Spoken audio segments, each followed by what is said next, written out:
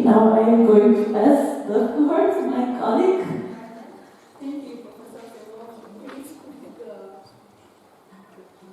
So thank you, Professor Semo, for inviting us. I think he agrees with me taking the floor. So I thank you a lot for being here on a Sunday morning. I had to reconfigure my presentation in order to adapt it to the time we have.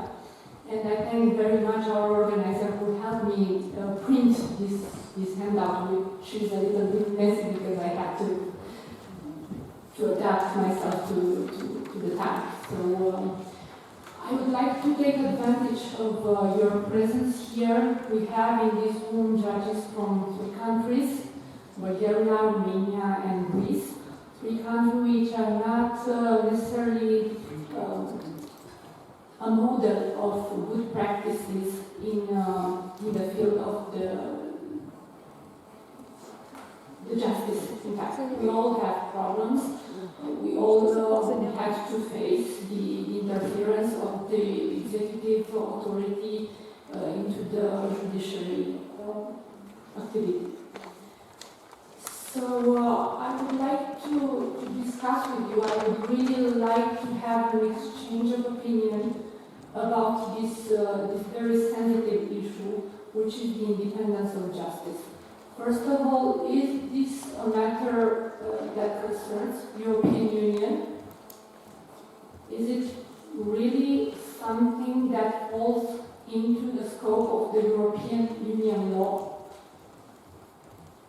And to answer this question, I would focus on one of the recent cases submitted to the Romanian judge that generated a series of preliminary questions addressed to the European Court of Justice. The Romanian case law, the Romanian case that I'm going to talk about, it's a really insignificant one.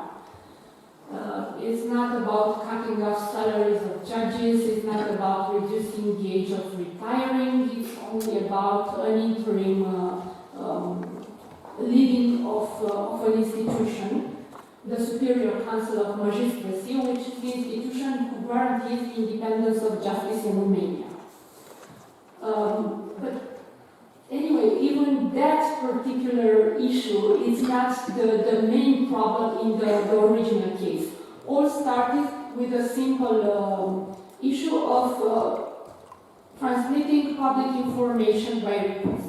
An association of judges asked to the judicial inspection in Romania some public information about the activity of this supervising authority.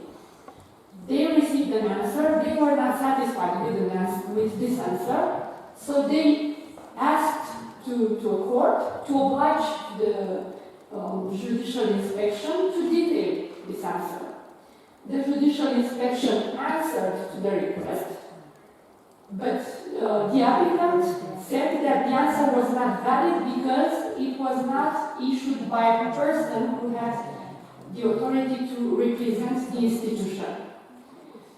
Who was that person? It was the former director of the institution that was already at the end of its mandate. So, in an interim period, just the time to organize another procedure in order to have a new director of the institution. So, all this public information communication affair turned into rule of law affair, if you like. Is this person able to represent an institution who, after all, can interfere with the activity of the judiciary? In the meantime, the government adopted an emergency ordinance in order to allow the prolongement of the person we are talking about. So the former director who stays director ad interim until a new director is appointed. This was ruled by an emergency ordinance, validating somehow the status quo, because the person was de facto representing the institution. So the applicant asked to the Romanian judge to address a preliminary question to the European Court of Justice. In the meantime, the European Commission's report on the basis of the control and verification mechanism on Romania validated somehow the interpretation given by the applicant. The European Commission made public that it considered the fact that the Ministry of Justice decided to intervene, prolonging the mandate of the incumbent, could be seen to cut across the powers of the Superior Council of Magistracy, who was, upon the Romanian legislation, the only authority who had the power to appoint the director of this judicial authority. What do we do? The Romanian judge should consider this issue clear enough, taking into account the report of the European Commission, or given the fact that this kind of reports could not be really binding for the countries submitted to the mechanism, the Romanian judge should ask for clarification to the European Court of Justice. The Romanian judge decided to address the question to the European Court of Justice. Why? Because first of all, at the national level, the things were not clear. Our Constitutional Court ruled on the question related to this cooperation and verification mechanism 3 times. I mean, it had to do with these issues 3 times. The first 2 times, our Constitutional Court considered that these kind of reports were mandatory, but by a recent requirement of jurisprudence in 2018, our Constitutional Court considered that the reports of the European Commission were not references provision for the purpose of reviewing constitutionality under Romanian Constitution. So, on the basis of this fluctuant approach at the national level, our court decided to address the European Court of Justice. And I would like to have your opinion, because we don't have a decision of the court yet. But taking into account previous case law, I just put here some extracts from well-known jurisprudence involving the Portuguese Judges Association and the famous case, European Commission versus Poland, where the European Court of Justice had to do with this kind of situation, interference of the political, the executive authorities on the judiciary. So, taking into account that the European Court of Justice had already used European law, Article 19 of the Treaty on the European Union, especially, to conclude that the organization of the judiciary in general is a matter of related to the European Union. Would you consider that this kind of approach will just justify an extended control of the European Union on the internal organization of the judiciary system? I would really like to have your opinion on this issue, if you have one.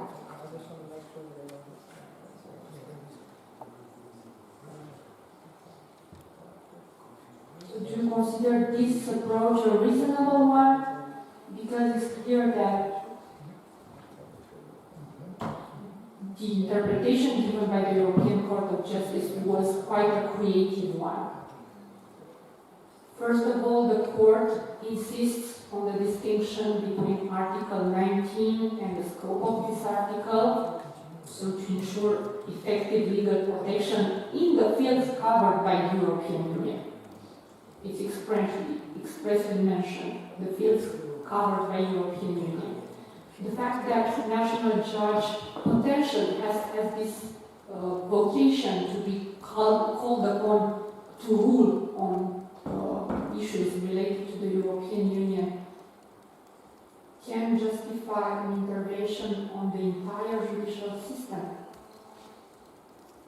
Or should we let a little bit of autonomy at the national level in order to organize the judicial system in a manner that is appropriate for the specificity of each state after all?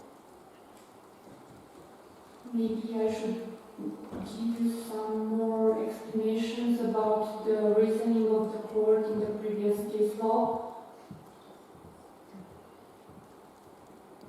Or maybe I should rephrase the question.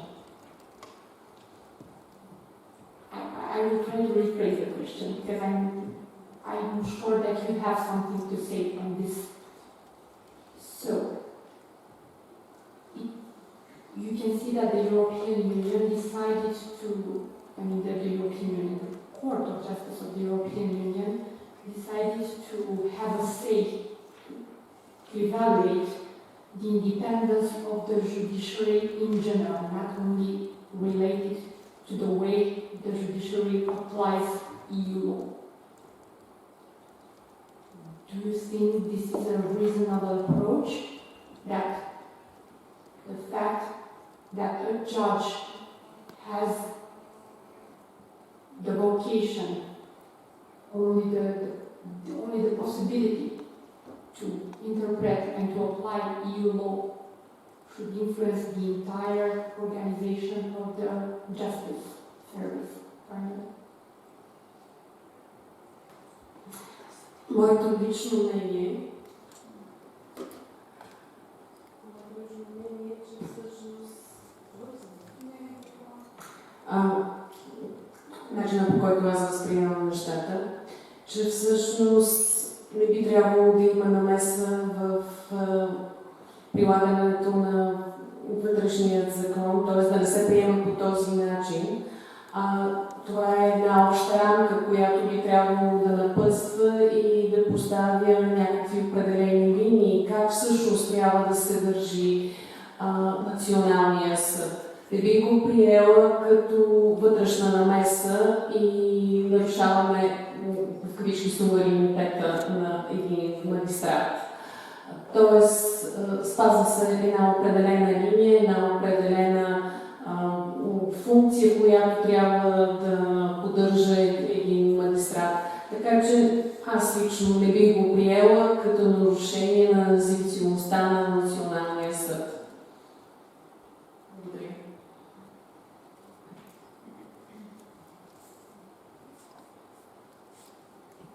Yeah, thank you very much.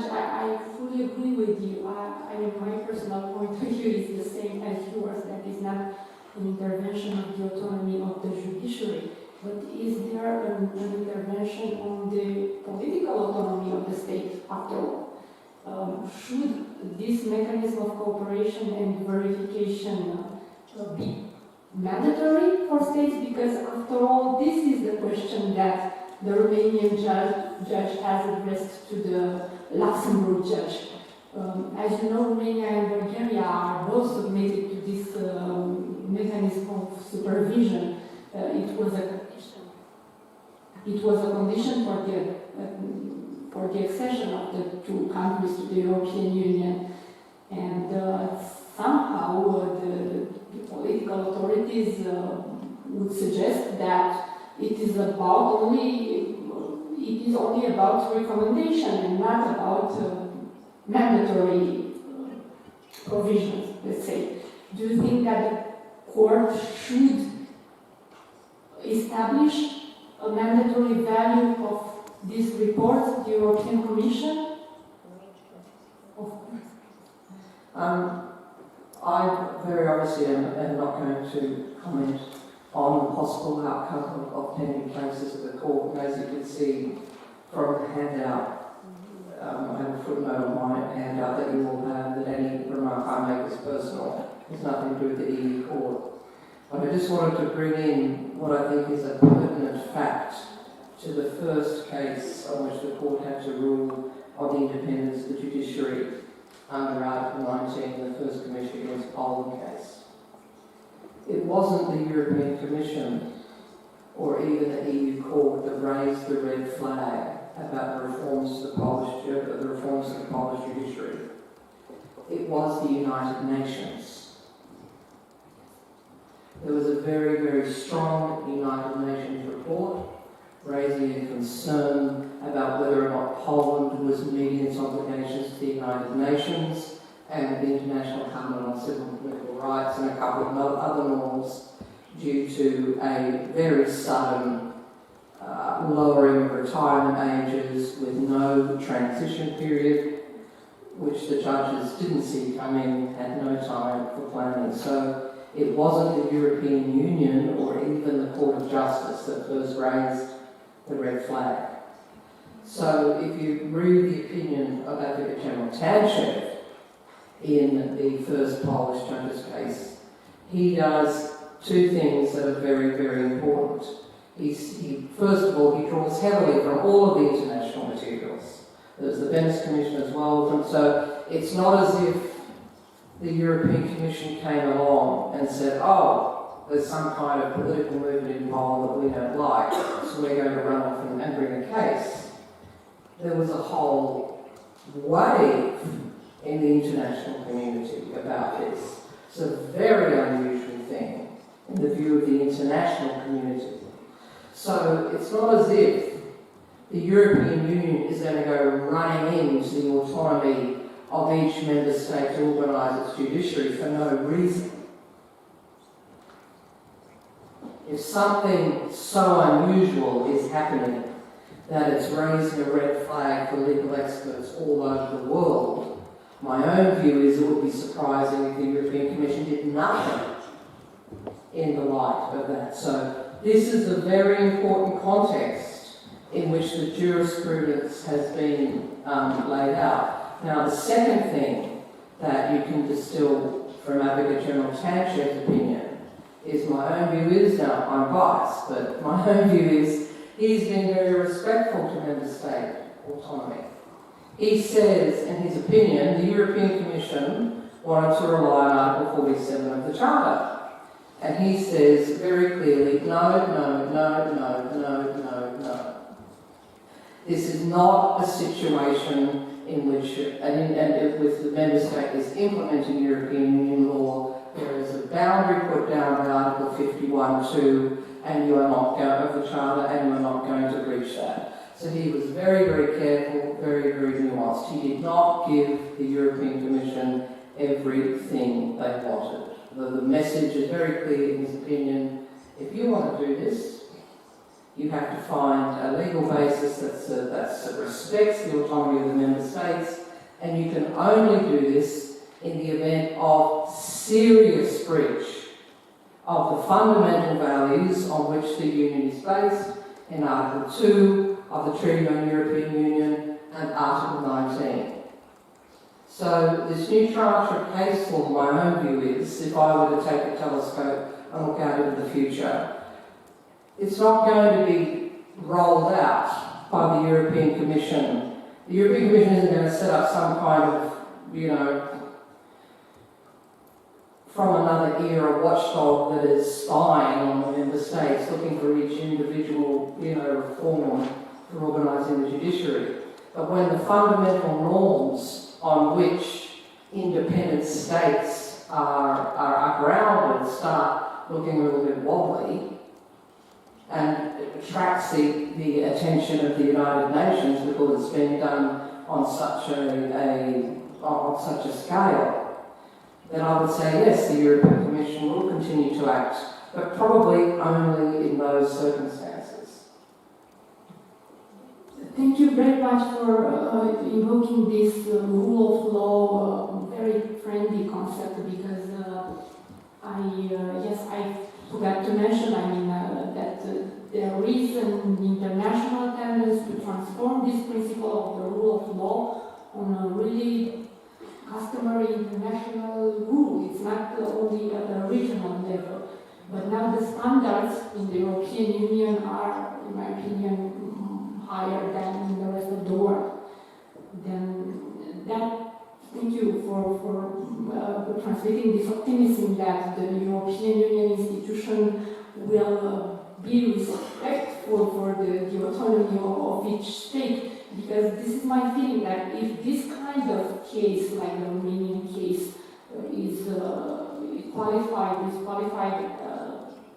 like an unjustified interference into the judiciary independence, then I would say that the scope is a little bit degenerated.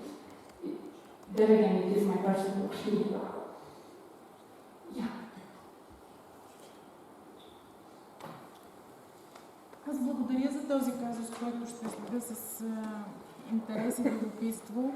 И също искам да споделя, че нямам представа какво ще стане естествено, но въпросът с полските съдии придоби изключително голяма... Може би всичко отново трябва да започне заради микрофона. Да. Сега вече е окей. Благодаря на колегата за казуса, който спомена и за който чакаме разрешение от съда в Люксембург. Ще го следя с любопитство, защото очевидно колегите в Румъния са много активни в опитите за да защитят своята независимост. Аз имам спомен за казус от румънски съдия преди почти 10 години, съвсем в началото, когато Румъния и България бяха приети и станаха държави членки на Съюза. Румънските колеги претърпяха една сериозна криза, вие по-добре от мен сигурно, че знаете, с техните възнаграждения. И тогава един национален съдия от Румъния се опита с помощта на съда в Люксембург да коригира това национално законодателство и да попита намаляването на трудовото възнаграждение на съдиите не влияе върху тяхната независимост. Тогава СЕС отговори, че това е национален проблем и не даде заключение по същество на спора. За разлика от ситуацията тази година, когато намаляването на възрастта за пенсиониране на полските върховни съдии беше оценено като не национален, а като сериозен европейски проблем, защото накърнява независимостта на цялата система. Така че може би наистина има значение степента на намеса в независимостта и се прави разлика между възнаграждение и продължава въобще да се упражняват функциите на определен ограничен кръг съдии, но идеята общо взето е, че правото се развива. Преди 10 години опитът е бил един, сега е различен, така че очакваме следващата романска стъпка абсолютно с огромно любопитство от моя страна и благодаря, че го споделите, защото от огромния брой казуси това може да не бъде забелязано, особено ако няма такъв отзив в самата държава в Румъния, както беше в Полша. Благодаря много.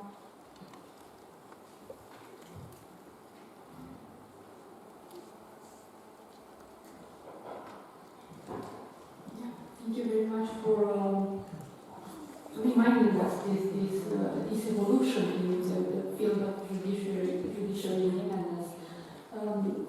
Yes, indeed, this approach that the court found in the latest case law is very creative because Article 19, in fact, allows an interpretation which goes to general concepts like rule of law or human rights protection according to Article 2 of the Treaty on the European Union. So this is a very creative way to avoid the difficult question of the scope of the European Charter after all, because yes, we cannot apply Article 47 of the Charter, it's too difficult to justify the applicability, the scope, but we can make an interpretation of Article 19 and Article 2 of the treaties using, after all, some standards that were developed within this wider concept of the independence of justice, independent tribunals, etc.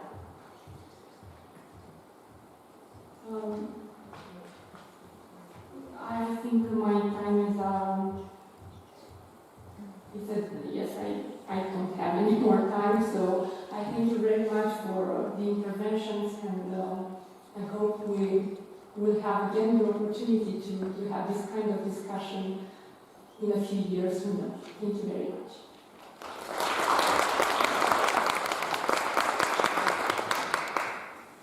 Okay, apparently the running order for the rest of the day is as follows, is we're going to go through the problem now before the coffee break, and then we're going to have Judge Allegra after the coffee break, and then we are going to have Madam Iordanka right at the end to talk to us about harm protection. So, where's my man? There he is, he's a good man. He's already at the post, ready to do the job.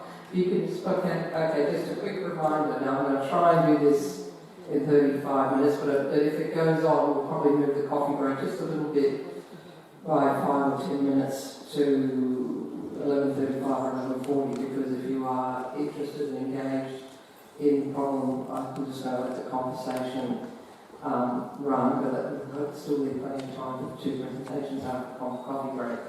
But before I read out the problem, I'm going to read it out because, to be honest, I didn't get it over in time to get it translated, but I apologise for that.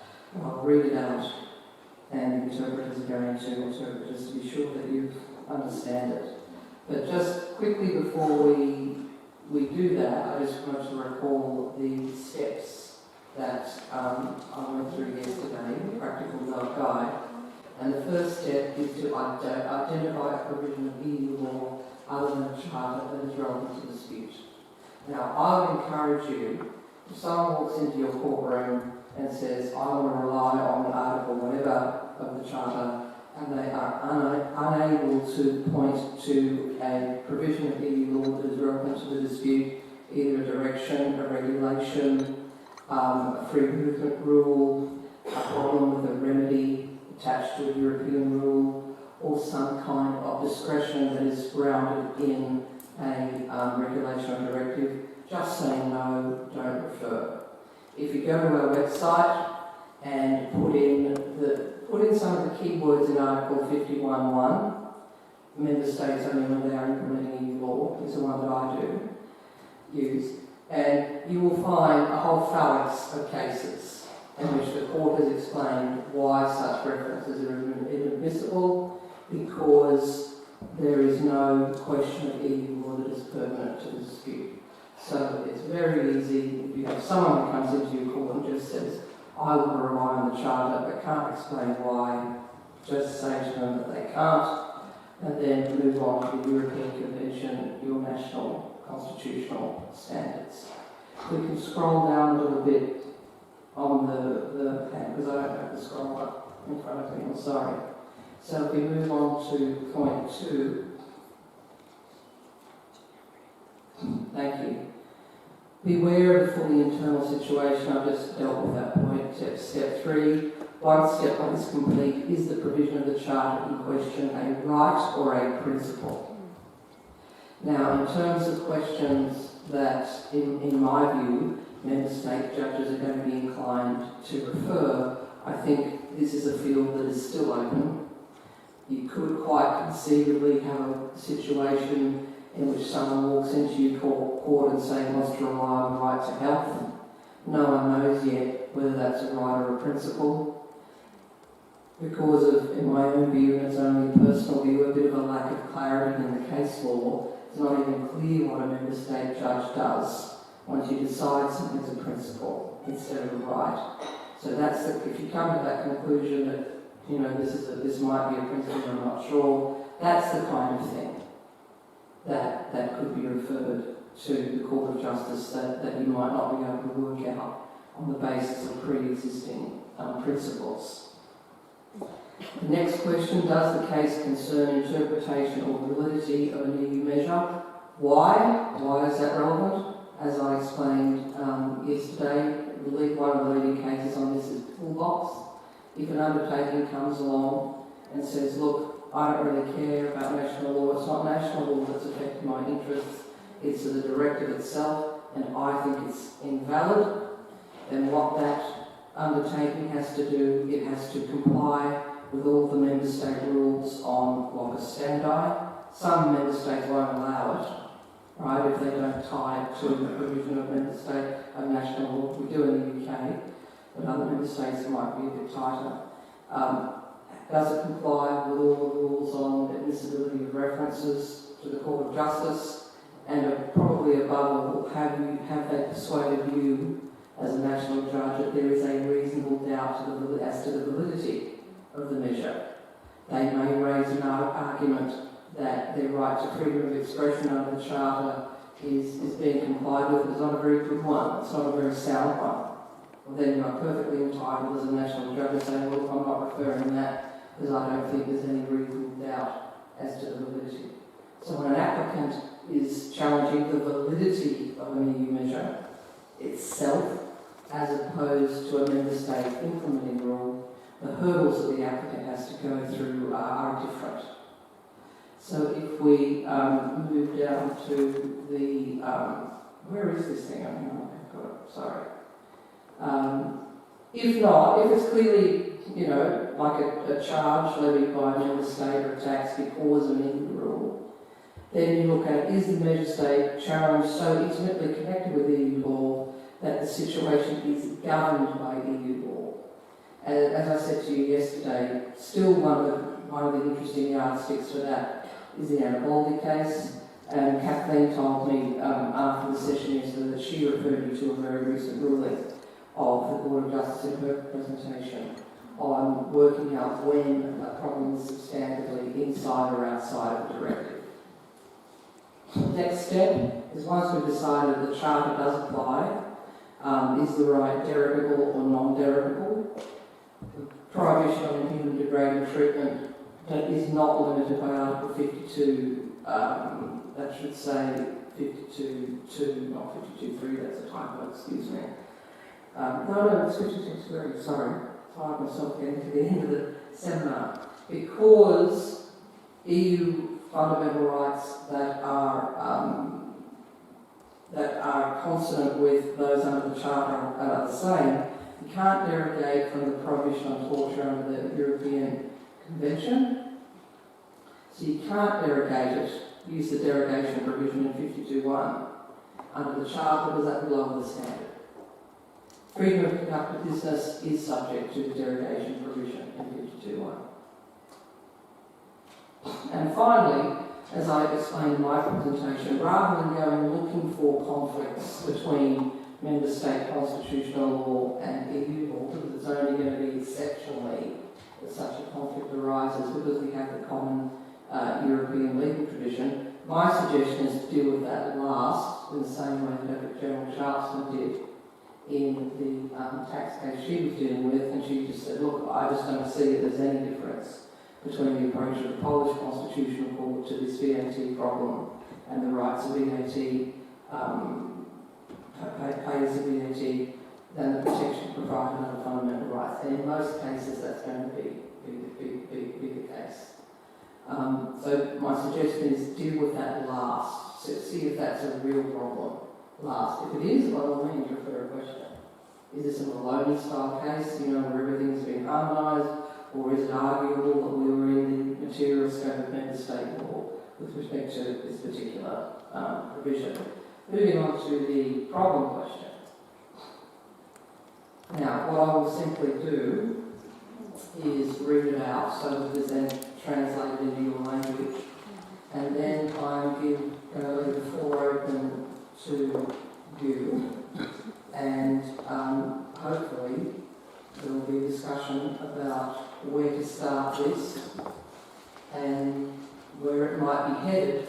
And the other thing I will also encourage you to bear in mind is what is worth referring to the Court of Justice and what isn't.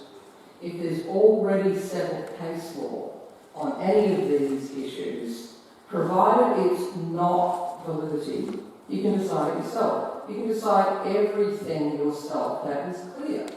So if there's lots and lots of case law on the interpretation of the relevant provision of the directive, or exactly the same factual scenario has arisen, so the matter is what we call act clear, just decide that for yourself.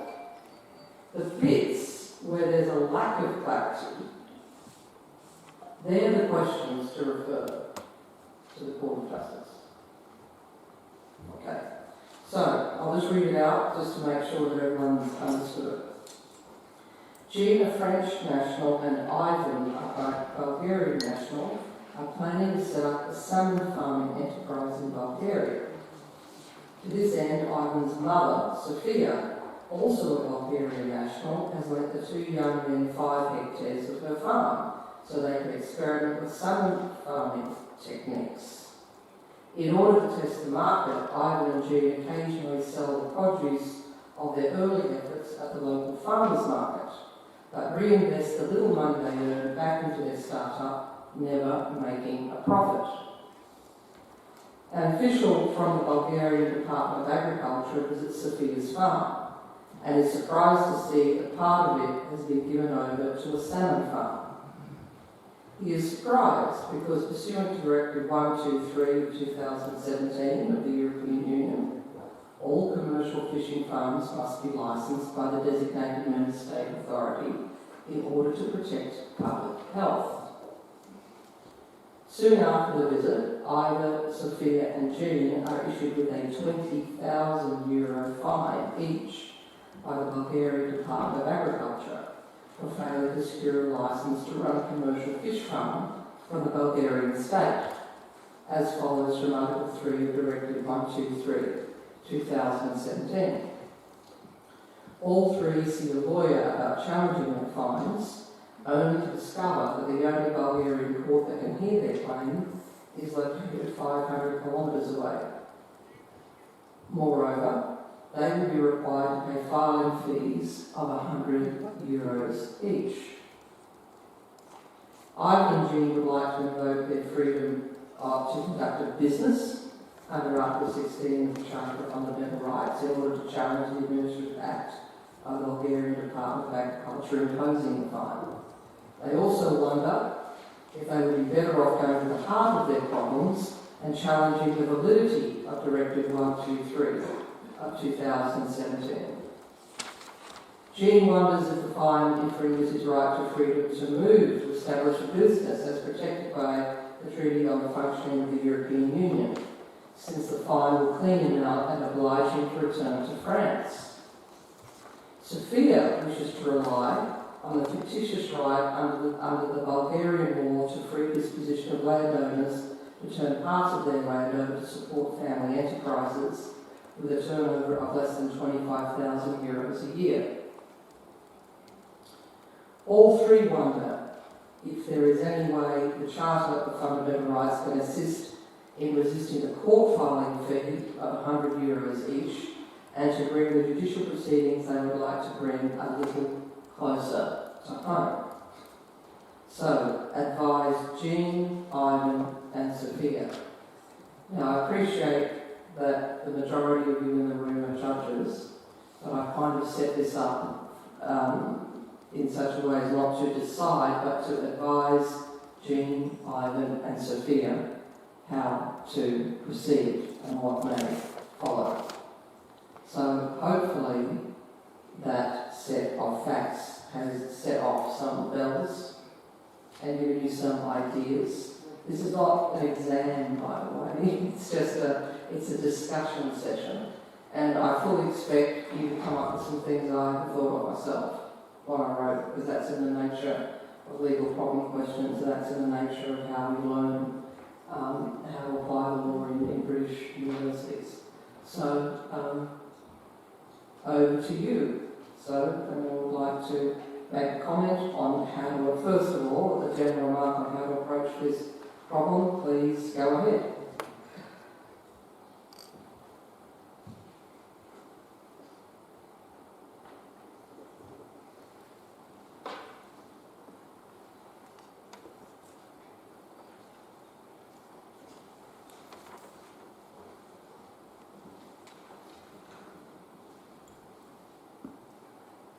Okay, I'll ask a more specific question. Going straight to my first step, is it clear or is it not clear whether or not we are within the scope of application of European Union law? That's the first question. There may not be enough information here to be clear about whether or not we are within the scope of application of EU law.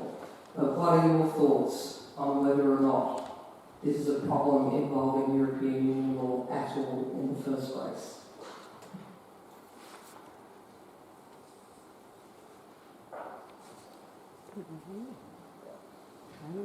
Аз мисля, че включва европейското право. Има няколко причини за това. Имаме свободно движение на хора, установяване на бизнес.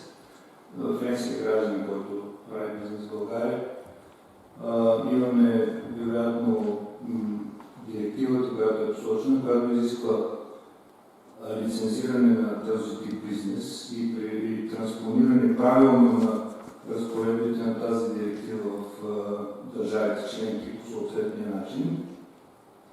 Освен това, най-вероятно би могло да се твърди, че се спазва и общата европейска политика за пускане на стоки на общия пазар, които биха могли да застрашат здравето и сигурността на други държави членки и на хората там. Така че считам, че доста причини, поради които би могло да се счита, че казуса включва или в областта на европейското право.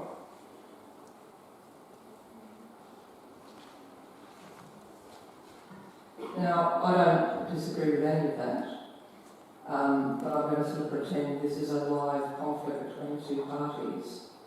Now, if I was advising Ivan, Jean and Sophia, I'd be trying to argue that even though they want to rely on the Charter, and this is what happens all the time in legal practice, I would be advising them that their best argument is that they fall outside of the directive because that's the legal basis for the charge. So if the directive doesn't apply at all, they're not paying the charge and they don't even need the Charter because then there's no legal basis for the charge.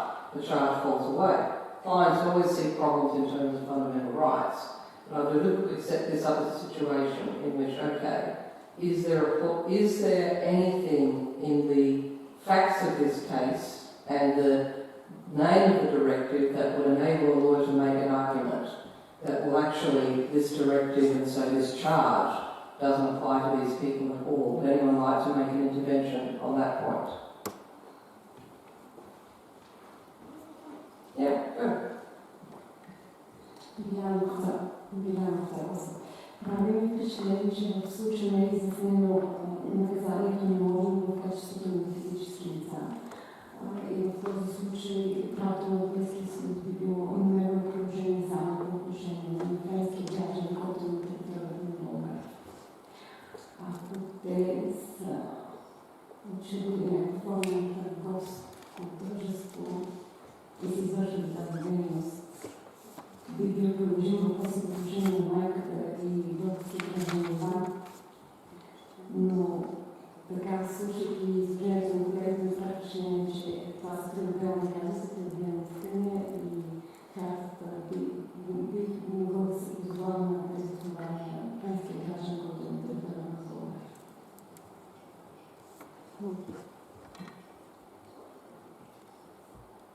Does anyone else have anything to add on this? The words used was where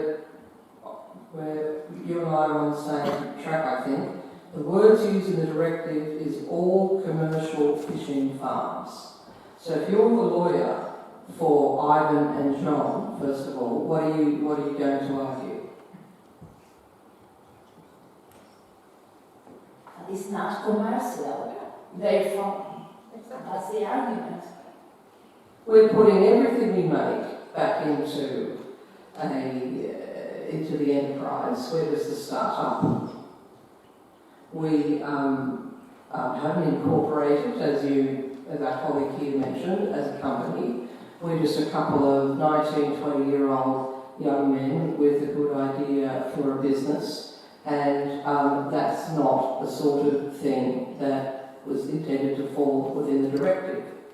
Now, they have, however, started selling a bit of fish at the market, and the objective of this directive is protecting human health. So if you're acting for the Bulgarian Agricultural Department, what are you going to say? What's your counter-argument to that going to be? Would anyone like to have a go at what the Bulgarian Agricultural Department is going to say to that argument?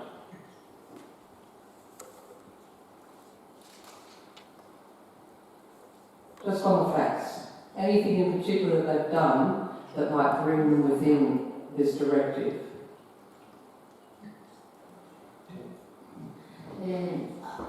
I would, if I was the lawyer of this person, I would emphasize to the amount of the amount of the fund that there is no analog to the scope of the directive, to the scope of the amount.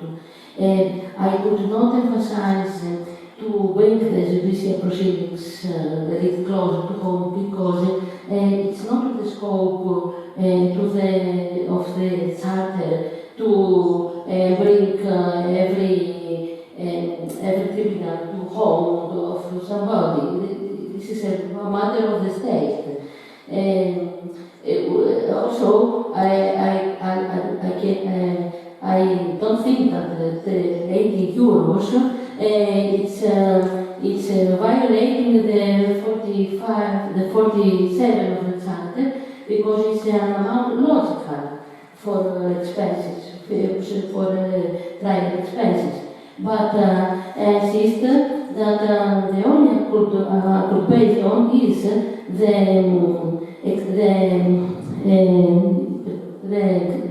amount that is very big to 20,000 euros. It's not analog.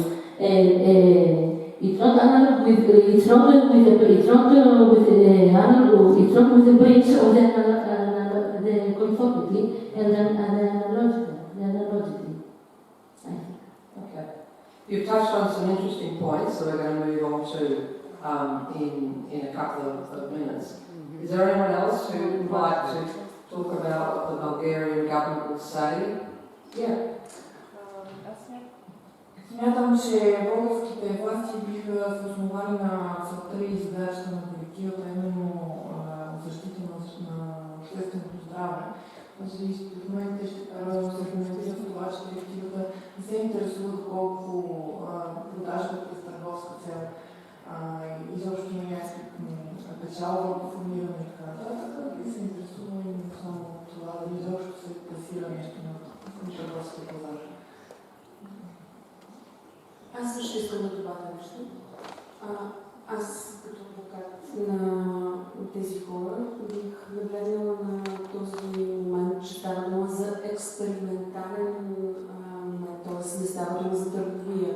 Тези млади хора са решили да проверят, да пробват, да тестват дали е възможно да се случи този бизнес, за който те ще са вложили някакви пари. И всъщност тази проба не е форма на... не би трябвало всъщност да влезе в приложното поле на директивата. Тяхната дейност не е такава, каквато се предвижда на директивата. Тя не засяга в случая нито правата, нито здравето на гражданите от общността. Това е толкова, че това е тест. Аз бих нагледала на този въпрос.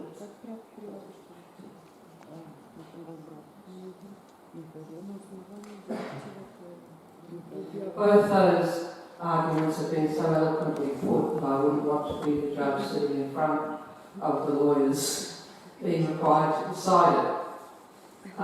My feeling is that judges have a very strong reflex when it comes to public health, that the objective is we need to look at the text of the directive but it would appear to be that's the objective. And these young men, the boundary that they have crossed is to actually sell the fish to the public.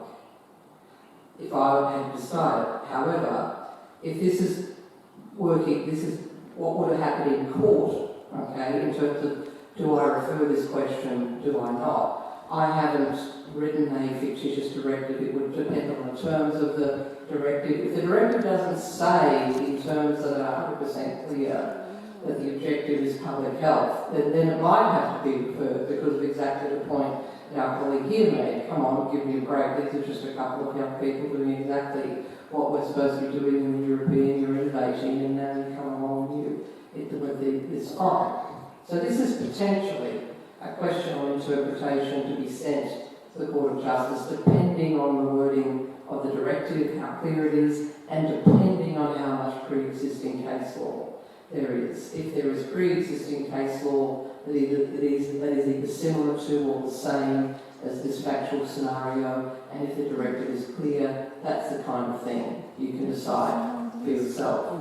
Now, when it comes down to Sophia, she's just lending her land to this enterprise. She's not a director, she's not, she's not part of a corporation, so she might have an argument as well that she falls outside of the directive because she's just a landowner. And again, it will get down to the text of the directive and how much case law there has been.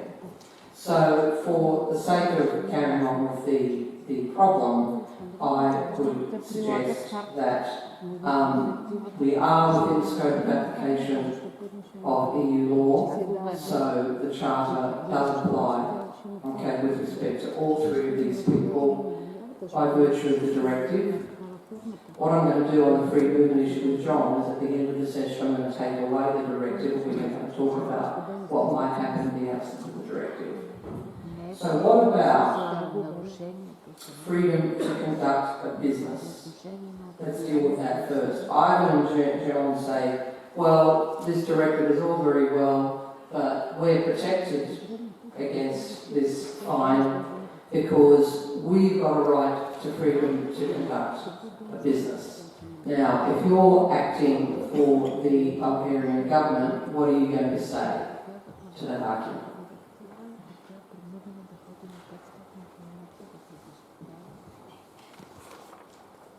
I could give you a hint. Is the freedom to... Sorry, did someone start to speak and I come across them? I'm not sure. No?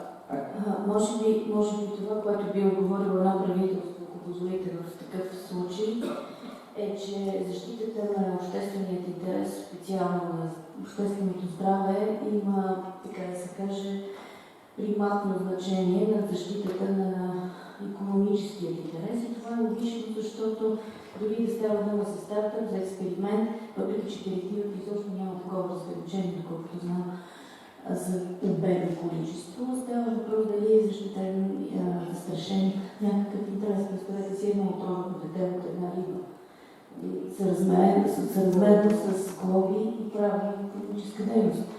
Така че в този случай идеята на тази глоба е да не се позволи по някакъв начин да бъде застрашено здравето на хората, които потребяват на пазара.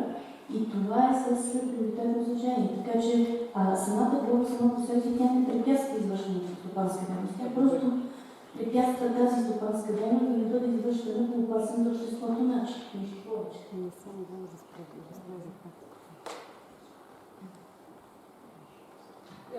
Аз мисля, че е много прост аргумент за това нещо и то е, че да, вие сте свободни да правите бизнес, но за някои неща по договора за функциониране на Европейския съюз и дори здравия разум изисква някакви дейности да бъдат лицензирани. И от примерът се разбира, че точно поради тези съоръжения за обществено здраве и сигурност, този бизнес трябва да бъде лицензиран, което, ако искаш да правиш бизнес, го прави по правилата на държавата членка, която прилага тази.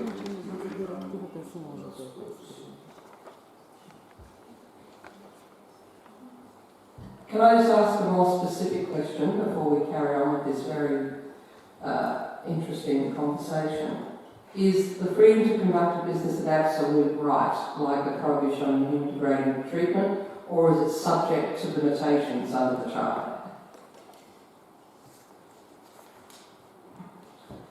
If I were to say Article 52.1 of the Charter, would that ring any bells? This isn't something that we went into in a great deal of detail. But is someone entitled to walk into court and say, well, I've got a right to freedom to conduct a business, and it's an absolute right, and there's nothing in the Charter that the Bulgarian government can point to put a limitation on my right to freedom to conduct a business? Does the Charter have anything? Is there another provision of the Charter on which the Bulgarian government can rely to scoop up both the very good points that have just been made?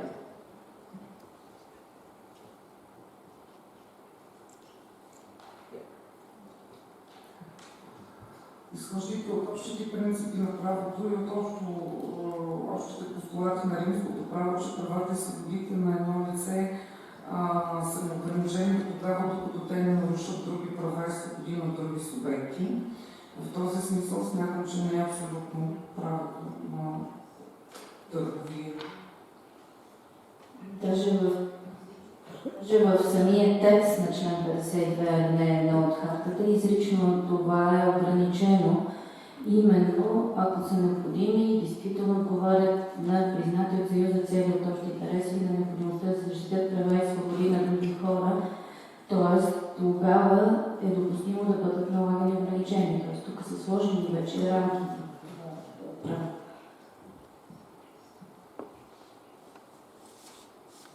I'm so glad you raised the historical traditions of the European legal system, because yes, it does go all the way back to classical times, and it is reflected in Article 52.1. Freedom to conduct a business is not like the prohibition on human and degrading treatment. The Bulgarian state and no member state can justify inhuman and degrading treatment in order to protect human health. Doesn't work. You can never justify that. But freedom to conduct a business is not an absolute right. Article 52.1 applies to it. Any limitation on the exercise of rights and freedoms recognised by this Charter must be provided by law and respect the essence of those rights and freedoms. Subject to the principle of proportionality, limitations may only be made if they are necessary and genuinely meet objectives of general interest recognised by the Union or the need to protect rights and freedoms of others. Human health is an objective established in the Court of Justice case law that generally meets objectives of general interest. Okay, so the Bulgarian state is going to come back and say, well, we're relying on Article 52.1, which entitled us to protect human health. Now, you're acting for Ivan and John, so what are you going to say to that? Is there an aspect of Article 52.1 on which you might be able to rely as the advocate for John and Ivan?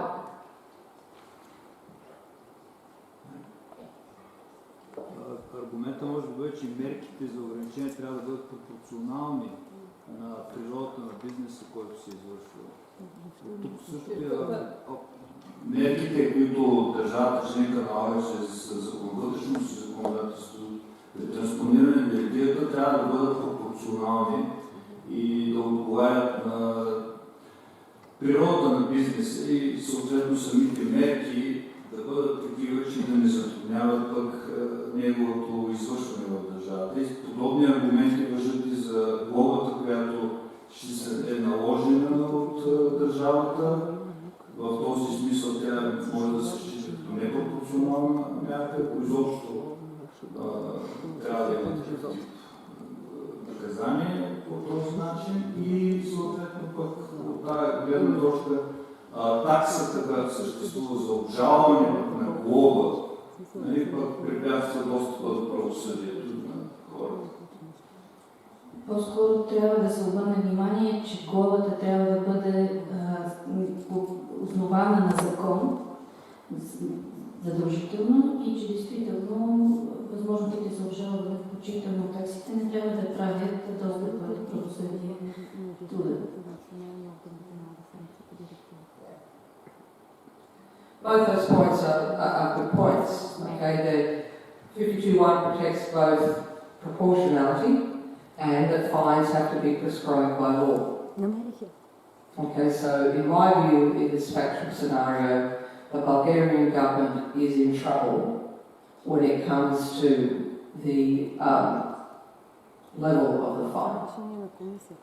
It might be viewed as being disproportionate in all the circumstances. Now again, that's the kind of thing that the Court of Justice leaves to decide to the Member State Court. Why? It's the Member State Court that is on the ground and has all the facts and all the relevant circumstances in front of it. Very often, if someone wanted to send a question saying, look, I'm not sure if 52.1 applies here, my guess is the typical kind of response will be yes, it does, but it is for the Member State Court in the light of all the relevant circumstances to decide whether or not it's disproportionate. The court doesn't always do that, but very often. So that is the kind of thing that you could decide for yourselves. Now, our colleagues have already raised the spectre of Article 47. Article 47 might be useful to Jean and Ivan for challenging what else in this problem aside from the fine.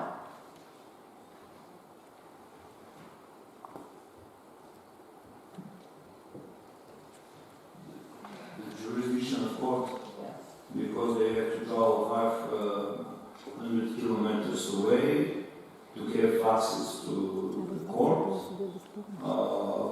which does not guarantee them fair, and they have to incur other expenses on that. So it's not in conformity with Article 47 of the Charter. Yes, so as was flagged yesterday, there has been case law on this point, a case called E.T. Agriculture Consulting, at least on the distance of the court. A physical distance of justice from a person can be breach of right of access to a court under Article 47. With regard to court filing fees, a lot of latitude has been given to member state courts, and there's been a set of references, in particular from Italy, on this. If I were a member state judge trying to assess the court filing fee, I would go to the Court of Justice case law on levels of court filing fees that have been green-lighted by the Court of Justice, and there was quite probably clear enough case law already on that point and on the distance for that bit to be decided by the member state judge. So when you refer a question, you don't have to refer everything that's in every point of view that's relevant. You can decide that some are act clear and that others aren't.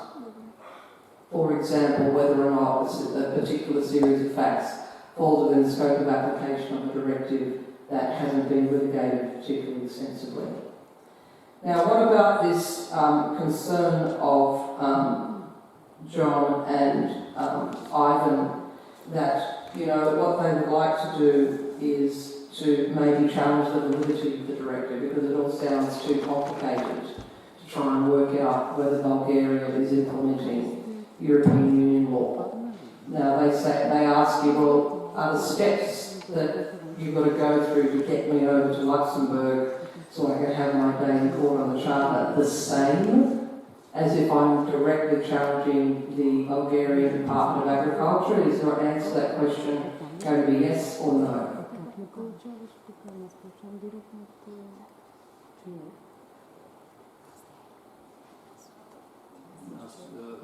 In my view, of what I've said here and what I read, they cannot challenge directly before the Bulgarian judge or any judge in the member state. As you know, all member states, the judges has to apply the law in uniform way. So they have to ask the judge probably to refer the case to the Luxembourg in this particular case and ask the court in Luxembourg to check the validity of the directive.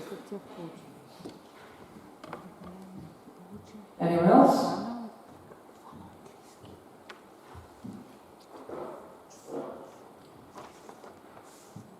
Okay, as I said to you earlier, if they want to, if the lawyer might look at the text of the directive and say, look, this is a little bit like the Digital Rights Island case, I actually think there's something fundamentally wrong with this directive. So instead, a lawyer might decide to craft the litigation a little bit differently.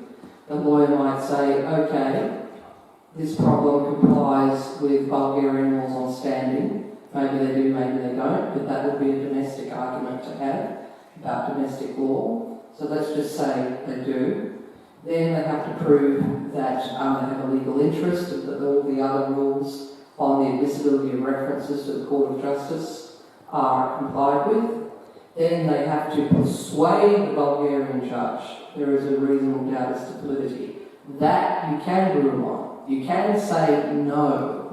There is no reasonable doubt as to the validity of this directive, either on the basis of the Charter or any other provision. That's the threshold, that's the risk of this kind of litigation. When I worked as a barrister, this was a threshold that the barristers didn't like to have to get over, because it's a real contest. Okay, you've got to have a mini trial before the member state judge. But if they persuade you and say, look, I think there might be something in this, I think this directive has got the balance wrong and freedom to conduct business really isn't respected by Article 3 of this directive, and maybe it is invalid, and then you refer. And once it's referred, the Court of Justice goes through and makes all of the assessments that we've been discussing today. But they do it in the context of a validity reference and not an interpretation reference. Instead of telling a member state law how a member state court, how member state law is to be interpreted in the light of the directive and the imperatives imposed by the Charter, the court conducts an examination of the validity of the directive. And references can also concern both validity and interpretation. You can send a reference that says, well, I'm actually, not sure this provision of the directive is valid. Is it or is it not? If it is valid, you can then talk about interpretation of member state law. It can run that way as well. So far, we haven't had huge numbers of references challenging validity because it's hard. It's a high threshold for a lawyer to make to prove that an EU directive is invalid, and it very rarely happens that they're struck down. Interpretation occurs, is a much more common problem. Okay, just moving on then to two final points before we take coffee. What about Sophia? Now, we've already said Sophia might have an argument that she's not within the directive at all because she's not running any kind of enterprise. But let's just say she is. She says, well, okay, how about my right under Bulgarian law? I've got, let's say it's a Bulgarian legislative measure. Bulgarian state wants to encourage families to let family members experiment with different and new farming techniques, and this enterprise has a turnover of less than €25,000, so I'm relying on that. So what are you going to say if you're acting for the Bulgarian government?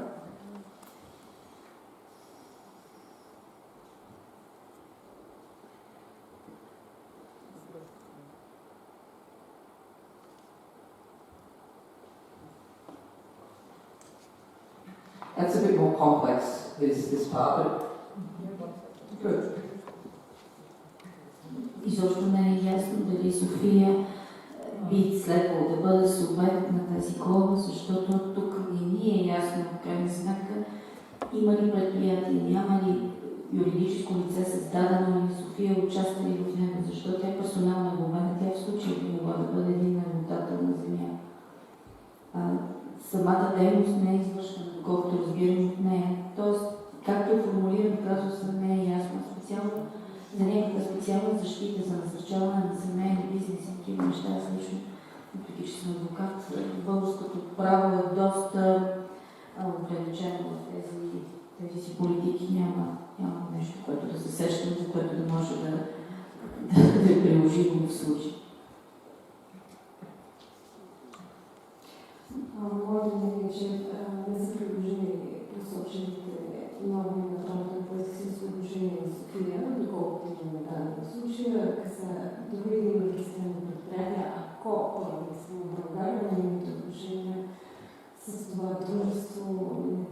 кодовете би могла да бъде санкционирана от национален орган на основание посочената директива, която между другото аз не успях да открия в момента.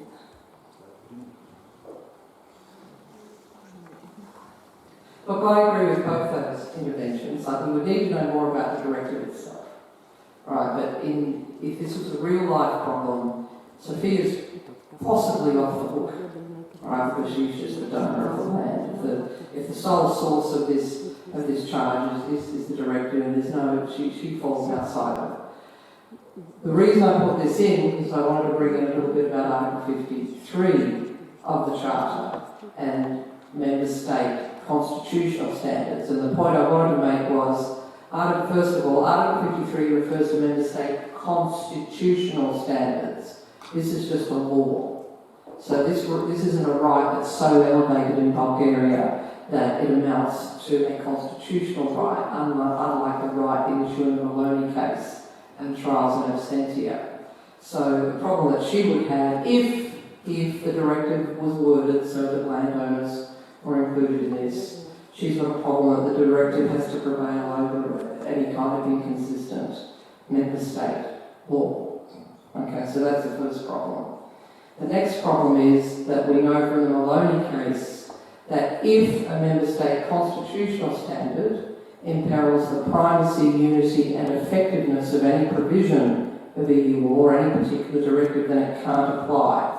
Now, if this were a constitutional standard, would giving Sophia precedence on the basis of this provision of Bulgarian law imperil the primacy, unity and effectiveness of the directive, if we accept, just for the sake of the argument, that she's within it?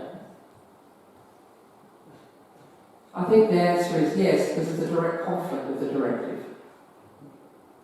Okay, so it would be a situation where the Maloney case would apply. And the very last point I made before we go after coffee is that with regard to Jean, because he's French, if the directive didn't exist, okay, and it was purely a provision of Bulgarian law that was an issue, the legal source of this fine was a law passed by the Bulgarian legislature. John could probably argue, well, yes, I've exercised my right of free movement. This fine is an impediment to my freedom to establish a business. The Bulgarian state would say that's not absolute, we can derogate from that, and we're derogating from it on the basis of public health, to which John would be able to say, but you're bound by proportionality because it's such a strong European legal tradition going back to classical times. It's disproportionate, so my freedom of establishment is being imperiled. So, take away the directive, Jean probably has an argument based on primary EU law. And remember, when the Bulgarian state is derogating from free movement, it's got to comply with freedom to conduct a business. So you would probably add that in as well. Now, unfortunately, that's all we have time for because we've got two very interesting presentations to listen to. So we're going to take a brief coffee break. And please come back midday, gives you both enough time. If we come back at midday at 12 noon. So if we get back here by noon, please. So that we can go over the program. That was great. I was really pleased with that. It seems to me that some of the material that we've gone through, in fact most of the material, you've already started thinking about and already started applying it correctly. So thank you for that. That was great.